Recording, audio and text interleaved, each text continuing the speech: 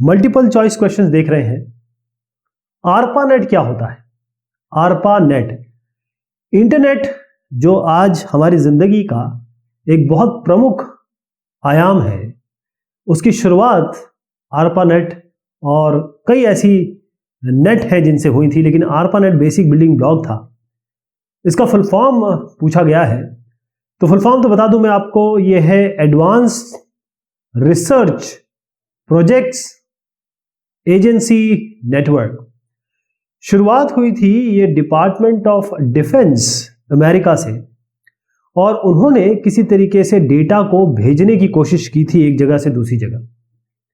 फिर धीरे धीरे कई यूनिवर्सिटीज इसमें आ गई, और यूनिवर्सिटीज जब इसमें बढ़ी और एक नेटवर्क बन गया जिससे डेटा, इमेज, ऑडियो, वीडियो ये सब जाने लगा। ये बहुत पहले की बात मैं कर रहा हूं, और आज जो स्वरूप है वो आपके सामने है। In 1990s, the internetworking of which three networks resulted into internet। जैसे मैंने आपको बताया कि इंटरनेट जो है इसके कई मायने हैं, कई शब्द हैं इसके। कई लोग इसको कहते हैं कि ये इंटरनेशनल नेटवर्क है, कई लोग कहते हैं कि इंटर नेटवर्किंग है, कई अलग अलग नाम हैं। लेकिन इसकी शुरुआत कहाँ से हुई थी? कौन से ऐसे नेट थे जिनको कंबाइन करके इस इंटरनेट जो आज नाम दिया जाता है, हमेशा कैपिटल में लिखा जाता है, ध्यान रखिएगा। तो इसका उत्तर है आरपानेट, एनएसएफ नेट और बाकी जो प्राइवेट नेटवर्क्स है। तो इसका बी सही है। अब मैं आपको आरपानेट, खैर अभी आपने देख लिया इसका फुल फॉर्म क्या है। तो इसकी जो शुरुआत हुई थी 1969 में आरपानेट की शुरुआत हुई थी। और जैसे मैंने आपको बताया कि यूनाइटेड स्टेट्स डीओडी यानी डिपार्टमेंट ऑफ डिफेंस से यह शुरुआत हुई थी, और उसके बाद क्योंकि रिसर्च यूनिवर्सिटीज़ या जो यूनिवर्सिटीज़ इनके साथ संबंधित थे, उनसे नेटवर्क से स्थापित कोई डेटा के आदान प्रदान को लेकर यूनिवर्सिटीज़ इसमें कंबाइन हुई थी या फिर इस नेटवर्क में आई थी। और धीरे धीरे फिर ये चीज़ आगे बढ़ी। एक और था एनएसएफ नेट, इसको कहते हैं नेशनल साइंस फाउंडेशन नेटवर्क। ये 1980 की बात है, तकरीबन 11 साल बाद की बात बता रहा हूँ। एनएसएफ नेट जो है वो स्टार्ट हुआ था यहाँ पर क्योंकि शुरुआती दौर पे कैपेसिटी की ज़रूरत नहीं थी, डेटा चला जाए अच्छी बात है। यहाँ पर हाई कैपेसिटी नेटवर्क यानी जिसमें जो नोड्स होंगे वो बहुत ज़्यादा होंगे, और साथ में केवल ये पढ़ाई लिखाई के लिए, रिसर्च के लिए यानी अनुसंधान के लिए और प्रशिक्षण के लिए इस्तेमाल होता था। उसके बाद बारी आई इंटरनेट की। 1990 की बात बता रहा हूँ, इसके 10 साल बाद जो इंटर नेटवर्किंग है वो आरपानेट की, यूएसएफ नेट की और जितने भी प्राइवेट नेटवर्क थे जो इसी तरह पे बनाए गए थे, उन सबको कंबाइन किया गया और नेटवर्क जुड़ते चले गए और इंटरनेट की स्थापना हुई। इंटरनेट जो आज हम देखते हैं। Web search engines works with the help of two programs, which are they. आप जब भी गूगल या किसी भी सर्च इंजन पे जाते हैं और आप कुछ लिखते हैं, कोई भी शब्द लिखते हैं और वो लिखते हैं, तो बहुत सारी चीज़ें नीचे लिंक्स आ जाती हैं, और उन लिंक्स में ये बड़ी रैंकिंग के हिसाब से होता है, और आप देखते हैं कि आपको पहले ही पेज पे मैक्सिमम इंफॉर्मेशन मिल जाती है जो भी आपको ज़रूरत होती है। तो इसके पीछे जो काम करने वाली तकनीकें हैं या दो प्रोग्राम्स हैं, क्योंकि कंप्यूटर साइंस में तो हम प्रोग्राम की ही बात करते हैं, वो क्या होंगी? उसका उत्तर है स्पाइडर और इंडेक्सर। ये स्पाइडर, आपने देखा होगा स्पाइडर होता कैसा है, स्पाइडर का काम क्या होता है? ये जाला बुनता है यानी नेटवर्क बुनता है। इस तरीके से ये जाला बुनता है।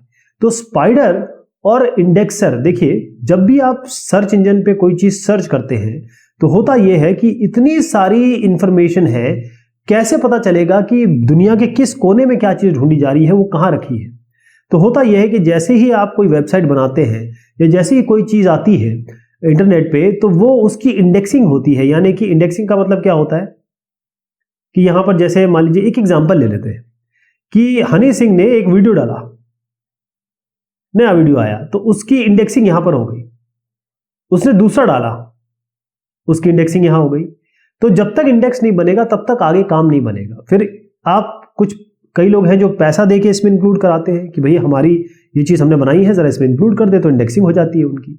कई बार जो डायरेक्टरी पुरानी है, जो चीज़ बनी हुई है, ये वो वाली डायरेक्टरी नहीं, जो हमारे वेब से रिलेटेड है, वो इसमें सारी इंक्लूडेड होती है।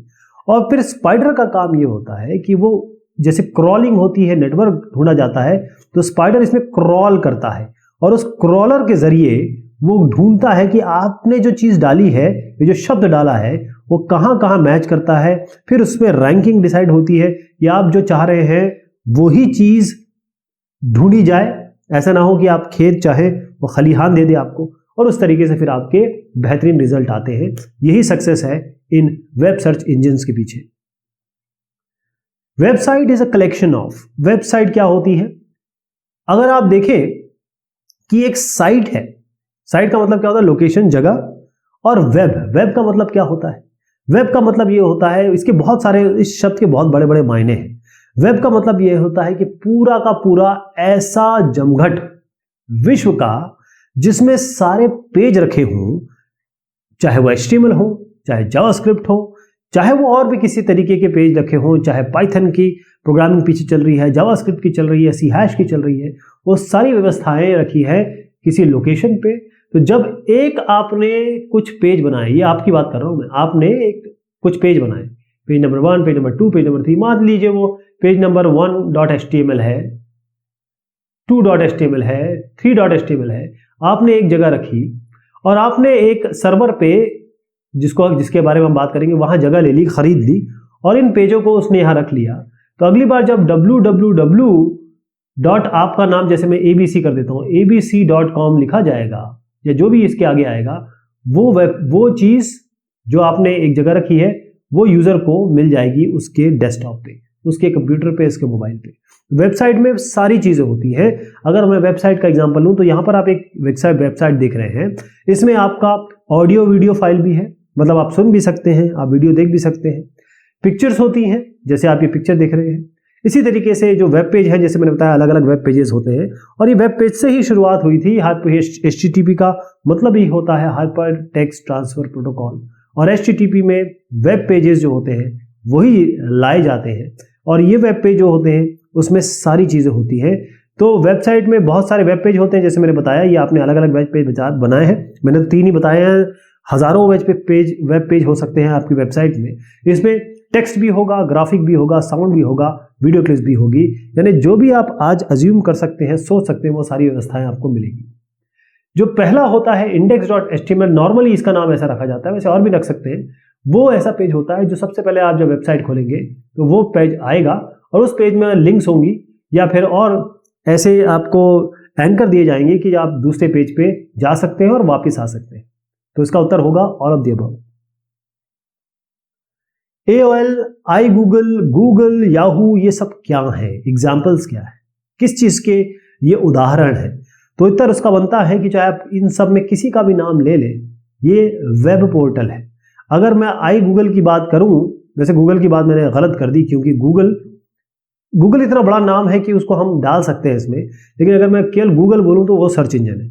लेकिन हम बात करें Google की। कभी आपने अगर www.yahoo.com खोला होगा, मैं ये नहीं कह रहा हूं कि आप याहू मेल खोलिए या Gmail खोलिए, ये नहीं।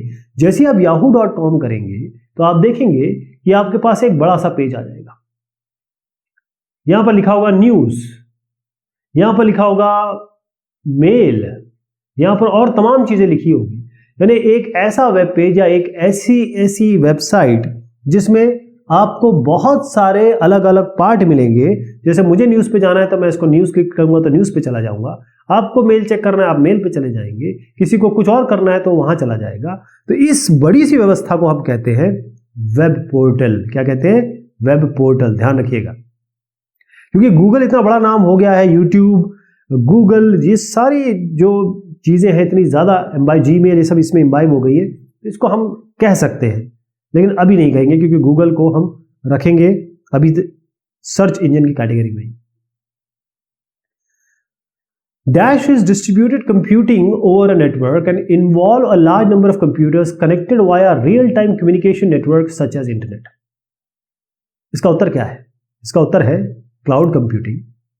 इसको मैं समझाने की कोशिश करता हूं कि जैसे आप हैं, आप अकेले काम कर रहे हैं, आपका काम बढ़ गया, आपका पेमेंट बढ़ गया, आपका कारोबार बढ़ गया, तो आप क्या करते हैं? आप लोगों को रखते हैं कि भाई तुम अकाउंटिंग संभाल लो, तुम एक काम करो बाहर का काम संभाल लो, तुम स्टोर का काम संभाल लो, ऐसे लोगों को रखते हैं आप।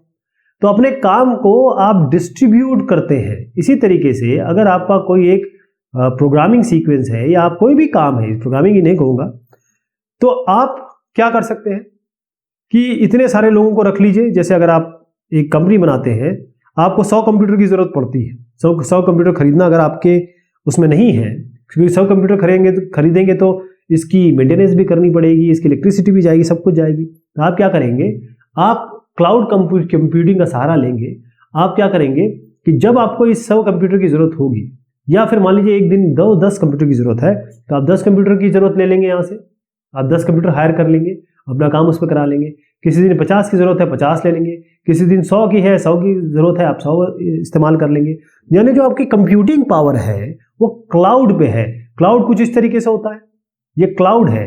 तो इसमें क्या करते हैं आप? सॉफ्टवेयर एज अ सर्विस, एक एग्जांपल ले रहा हूं, नाम दे रहा हूं आपको। तो आप यहां पर अपने बहुत सारे एप्लीकेशन जो आप नहीं चाहते कि आप खुद उसको करें, या आप उतनी सारी चीजें व्यवस्था नहीं करना चाहते अपने यहाँ, लेकिन आप अपना काम भी करना चाहते हैं, तो आप पैसे देकर ये व्यवस्थाएं यूज कर सकते हैं, जिसको हम क्लाउड कंप्यूटिंग कहते हैं। यानी कि आप कंप्यूट करना चाहते हैं, कंप्यूटर मतलब कंप्यूटिंग मतलब कंप्यूटेशन, लेकिन आप अपने यहाँ इस चीज की व्यवस्था नहीं करना चाहते, तो आप इन सब का उपयोग कर लेंगे जब भी आपकी जरूरत होगी, एज एंड व्हेन रिक्वायर्ड। यहां पर डिस्ट्रीब्यूटेड कंप्यूटिंग है, यानी कि जैसे मैं डिस्ट्रीब्यूशन बताया, नेटवर्क पे काम करें, क्योंकि ये लोग आपस में कहीं ना कहीं तो इंटरेक्ट करेंगे। इसमें बहुत सारे कंप्यूटर होंगे, आदमियों को आप कंप्यूटर समझ लीजिए, और रियल टाइम कम्युनिकेशन होगा, ये इनसे बात कर रहे हैं, ये इनसे बात कर रहे हैं, और ये इंटरनेट समझ लीजिए, एक तरीके से एक नेटवर्क है। और इसी को अगर आप संज्ञा दे दें कंप्यूटरों की, नेटवर्क केबल्स की, राउटर्स की, कंप्यूटिंग डिवाइसेस की, सर्वर्स की, तो क्लाउड कंप्यूटिंग बन जाता है। A dash is a website like any other, but it is intended to offer personal opinions of people on their hobbies, interests, commentaries, photos, etc. अब मैं एक फूड ब्लॉगर हूं, मैंने नाम ऐसे ले लिया है, पहले आपको इसका उत्तर बता देता हूं। मैं एक फूड ब्लॉगर हूं, मेरा काम केवल खाने के बारे में बात करना, मैंने आज जो बनाया वो बताना, क्या नहीं खाना चाहिए वो बताना, क्या मैंने नया किया वो बताना, और हर दिन मुझे ये काम करना है, क्योंकि मेरा ये शौक है, मेरी ये पसंद है, और मैं ये लोगों को बताना चाहता हूं जो मैंने किया है। मैं अपनी फोटो शेयर करना चाहता हूं, जो आजकल हम इंस्टाग्राम पे करते हैं, जो हम आजकल फेसबुक पे करते हैं, लेकिन एक डेडिकेटेड आपका नाम नहीं है, क्योंकि वो तो आप सर्विसेज यूज करें। इंस्टाग्राम एक सर्विस ये है, आज है कल नहीं है, परसों उसका कोई और सानी। जैसे एक जमाने में आपको याद होगा कि जब फेसबुक आया, उसके पहले ऑर्कुट हुआ करता था। ऑर्कुट का कोई नाम है, जब ऑर्कुट आया था तो लोग पागल हो गए थे, लेकिन जब फेसबुक आया तो ऑर्कुट को किसी ने पूछा भी नहीं। लेकिन अगर आप एक पर्सनल वेबसाइट बनाएं अपनी, और उसमें अपनी चीजें रखें जो आपसे हो, और आप इसको करता धरता हो, आप अपनी चीजें बताएं, लिखें, लोगों से इंटरेक्ट करें, तो उसे हम ब्लॉगिंग कहते हैं। चाहे आप खेल खिलाड़ी हो, खेलों की चीज डालिए।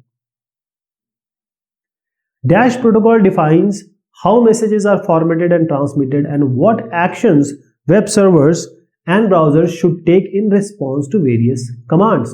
कौन सा ऐसा प्रोटोकॉल है जो बताता है कि भाई मैसेज कैसे होने चाहिए। जैसे अगर आप एक इंटरव्यू में जाते हैं तो आप टाई पहनते हैं, आप अच्छे जूते पहनते हैं, साफ सफेद कपड़े पहनने की कोशिश करते हैं, तो यहीं पे ये प्रोटोकॉल है। आप किसी शादी में जाते हैं तो आप कुर्ता पहन सकते हैं, आप कोट पहन सकते हैं, लेकिन आप वहां पर अगर आप लोअर में जाएंगे और टी शर्ट में जाएंगे तो लोग कहेंगे इसने प्रोटोकॉल फॉलो नहीं किया। तो इसी तरीके से यहां पर भी जब हम वेब पे जाते हैं तो कुछ प्रोटोकॉल होते हैं, और वो बताते हैं कि भाई जो मैसेज हम आपसे लेंगे ना या आपको देंगे, उसका एक फॉर्मेट होना चाहिए, वही तभी जा पाएगा। और क्या वेब सर्वर को करना है, ब्राउजर को क्या करना है। ब्राउजर मतलब ये होता है, जैसे आप गूगल क्रोम खोलते हैं वो ब्राउजर होता है। वहां पर जैसे आप अपना एड्रेस डालेंगे, वो जाके वेब सर्वर पे जाएगा, और वेब सर्वर आपको वो कंटेंट ढूंढ के लाके दे देगा, और आपको ये चीज मिल जाएगी। किस तरीके से रिस्पांस मिलना चाहिए, क्या रिस्पांस होगा, क्या रिप्लाई होगा, अलग अलग कमांड जो आप देने वाले हैं उसका क्या होगा, तो वो इसमें उत्तर है इसका HTTP। HTTP होता है hyper text transfer protocol. Hyper text का मतलब ये होता है ऐसा टेक्स्ट जिसमें हाइपर लिंक्स हो। हाइपर लिंक का मतलब होता है एक ऐसी लिंक जिसको आप क्लिक करें तो आपको किसी और पेज पे ले जाए। ट्रांसफर प्रोटोकॉल मतलब आपका सिस्टम है और दूसरे का सिस्टम है, आप अपने सिस्टम पे जब वेब पेज लाना चाहते हैं तो वो तो कहीं और है, वो यहां पर आपको दिखाई दे और उसी तौर पे दिखाई दे जैसे उसको बनाया गया है, वो भी एक प्रोटोकॉल होता है। ओके, इसीलिए इसको HTTP इसका उत्तर होगा। URLs are of two types. URL इसके यूनिवर्सल रिसोर्स लोकेटर, ठीक। URL का अगर फुल फॉर्म देखा जाए तो आपको क्या मिलेगा, इसमें अलग अलग जगह मैंने देखा, जैसे किसी इंजीनियरिंग की किताब में इसका अलग मतलब लिखा हुआ है URL का फुल फॉर्म क्या है, और कहीं पर इसको यूनिफॉर्म रिसोर्स लोकेटर, कहीं यूनिवर्सल रिसोर्स लोकेटर। मैं अभी इसको जरा क्लियर करता हूं आपको, लेकिन उससे पहले आपको ये बता दूं कि हम इसके बारे में बात कर रहे हैं, दो तरीके के होते हैं। तो URL कौन कौन से टाइप के होते हैं, इसका उत्तर पहले आपको बता दूं। इसका उत्तर है एब्सोल्यूट एंड रिलेटिव। तो मैं आपको बता देता हूं URL का असली फुल फॉर्म जो आपको याद रखना है वो है यूनिफॉर्म रिसोर्स लोकेटर। ये याद रहेगा आपको, यही इसका असली फुल फॉर्म है। ओके, अब आइए आप इस पे एब्सोल्यूट रिलेटिव। एब्सोल्यूट रिलेटिव का मतलब क्या होता है, देखिए एब्सोल्यूट URL में आपको बकायदा ये चीज बताई जाएगी कि आप क्या करने वाले हैं। HTTP में मतलब हाइपर टेक्स्ट ट्रांसफर प्रोटोकॉल आप यूज करेंगे, लेकिन आपके पास सिक्योरिटी नहीं है, सिक्योर नहीं है ये। HTTPS मतलब सिक्योरिटी साथ में है। FTTP मतलब आप फाइल ट्रांसफर करना चाहते हैं, यानी आपके पास कोई कंटेंट है वो आप यहां से वहां भेजना चाहते हैं। इसके अलावा आपको डोमेन भी बताया जाएगा कि ये जो हमारी वेबसाइट है ये किस जगह पे रखी है, कहां से लानी है, राइट। इसके अलावा आप और भी चीजें आप बढ़ा सकते हैं कि मुझे ये इस www.this पे ये xyz.doc चाहिए, ऐसे आप बता सकते हैं। इसे एब्सोल्यूट कहते हैं, प्रॉपर। रिलेटिव का मतलब ये होता है कि आप बताते हैं कि मुझे ये चाहिए, जैसे मान लीजिए एक पेज है abc.doc, ये चाहिए, और उसके पीछे आप ऐसे लाइनें बनाते हैं। ये लाइन जो होती है ये रूट डायरेक्टरी या पिछले लेवल पे ले जाती है, तो एक एक लेवल पीछे ले जाते हैं। जैसे home.html ये आपको होम पेज पे ले जा रहा है, तो यहां पर आपको कॉन्टेक्ट या फिर जो भी अलग अलग पेज है उस पे ले जा रहा है, तो इनको क्विक लिंक्स कहा जाता है। और यहां पर जो लिंक दी जाती है वो रिलेटिव URL होता है, क्योंकि मेन URL इसमें ऑलरेडी इंक्लूडेड है, और उसको आप उस मेन URL के साथ इस चीज को जो जब जोड़ दे तो वो एब्सोल्यूट URL ले लेगा। बेसिकली रिलेटिव एब्सोल्यूट में ही परिवर्तित होगा, तब आपको सारी चीजें मिलेंगी, ठीक। तो ये क्विक लिंक्स है एक्चुअल डोमेन के अंदर, वेबसाइट के अंदर। तो वेबसाइट पे तो आप ऑलरेडी आ चुके हैं, और उसके अंदर अगर आप कॉन्टेक्ट क्लिक करते हैं तो वो contact.html के थ्रू जाएगा या आएगा। DNS is an acronym for, DNS किसका एक्रोनिम है, यानी कि इसका फुल फॉर्म बताना है, domain name system. Domain name system, देखिए कंप्यूटर, ये जो कंप्यूटर आप देख रहे हैं ये भी कंप्यूटर ही है। ये कंप्यूटर कभी भी हमारी आपकी भाषा नहीं समझता है, ये केवल 0110 डिजिटल भाषा समझता है। तो अगर आप कोई नाम यहां पर डालते हैं तो आपको क्या लगता है ये नाम कोई समझ पाएगा? ये नाम जाता है और उसके संबंधित इस नाम के पीछे क्या नंबर है, वो नंबर डोमेन नेम सर्वर का मतलब यही होता है कि भाई डोमेन का नाम क्या है। आपने तो ये जो नाम डाला है वो उस नाम को परिवर्तित किया जाएगा किसी एक पर्टिकुलर नंबर पे, और वो जो नंबर है वो चेक किया, वो उस नंबर पे उस कंप्यूटर के समझने वाले नंबर के हिसाब से चीज जहां होगी वहां आपके पास चली आएगी। Domain name server system, domain name system. Define the following terms. यहां पर अब